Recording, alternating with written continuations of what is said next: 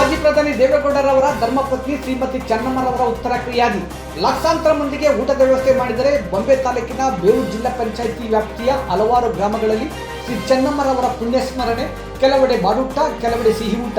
ಶ್ರೀಮತಿ ಚೆನ್ನಮ್ಮ ಮಹಾತಾಯಿಗೆ ಅಭಿಮಾನ ಮೆರೆದ ಚನ್ನಪಟ್ಟಣ ತಾಲೂಕು ಮಾಜಿ ಪ್ರಧಾನಿ ಎಚ್ ಡಿ ದೇವೇಗೌಡರ ಅಭಿಮಾನಿ ಬಳಗದ ಸಾರಥ್ಯ ವಹಿಸಿದ ಜೆಡಿಎಸ್ ಹಿರಿಯ ಮುಖಂಡ ಆಪ್ಕಾಂ ದೇವರಾಜು ನೇತೃತ್ವದ ಭರಪೂರ ಪುಣ್ಯಸ್ಮರಣೆಗಳು.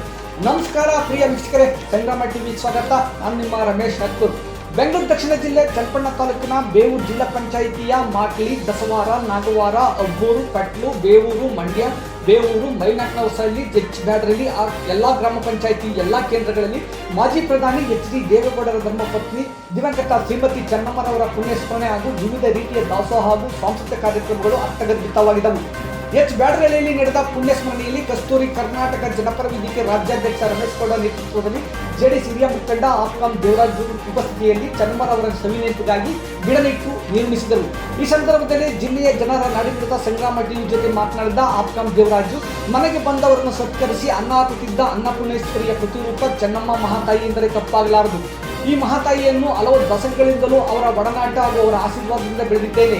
ಅವರ ಅಕಾಲಿಕ ನಿಧನ ನನಗೆ ಬಹಳ ನೋವು ತರಿಸಿದೆ ಎಂದರು. ಅವರ ಪುಣ್ಯಸ್ಮರಣೆಯನ್ನು ಬೇವು ಜಿಲ್ಲಾ ಪಂಚಾಯಿತಿಯ ಎಲ್ಲಾ ಕೇಂದ್ರಗಳಲ್ಲಿ ಮಾಡುತ್ತಿರುವುದಾಗಿ ತಿಳಿಸಿದರು. ಈ ಸಂದರ್ಭದಲ್ಲಿ ಜೆಡಿಎಸ್ ಮುಖಂಡ ಮುಕುಂದ ನಂದೀಶ್, ಗ್ರಾಮ ಪಂಚಾಯತಿ ಮಾಜಿ ಅಧ್ಯಕ್ಷ ಚೆನ್ನಕೇಗೌಡ, ಕೆಳಗೆರೆ ಕೆಎಂ ರವೀಂದ್ರ, ಬೈನಾಕ್ನಳ್ಳಿಯ ಗಂಗರಾಜು, ಕನಸಂದ್ರ ಹರೀಶ್, ಕೆಳಗೆರೆ ವಿಕಾಸ್ ಗೌಡ, ಶಿವಕುಮಾರ್, ಮರಿಸ್ವಾಮಿ, ಯೋಗೇಶ್, ರವಿ, ರಾಜು, ಗಂಗಾಧರ್, ಸುನೀಲ್, ಡಿಕೆ ಲಕ್ಷ್ಮಣ್, ಮಂಚೇಗೌಡ, ನಿಂಗೇಗೌಡ, ಡಿಕೆ ಪ್ರಸನ್ನ ಹಾಗೂ ಹಲವಾರು ಮಂದಿ ಹಾಜರಿದ್ದರು. ಚನ್ನಪಟ್ಟಣ ತಾಲೂಕಿನ ಬೇವೂರು ವ್ಯಾಪ್ತಿಯಲ್ಲಿ ಈ ದಿನ ಚೆನ್ನಮ್ಮನವರ 11ನೇ ದಿನದ ಶಾಂತಿಯನ್ನು ಎಲ್ಲ ಊರಿನಲ್ಲಿ ಪಂಚಾಯತಿ ವ್ಯಾಪ್ತಿಯಲ್ಲಿ ಬಹಳ ವಿಜೃಂಭಣೆಯಿಂದ ಮಾಡ್ತಾ ಇದ್ದಾರೆ.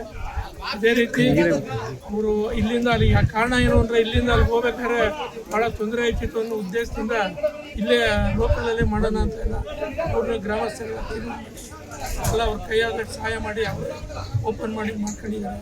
ಅದರಿಂದ ಅವರ ಆತ್ಮಕ್ಕೆ ಶಾಂತಿ ಸಿಗಲಿ ಅಂತ ಕೇಳಿದ್ದಾರೆ.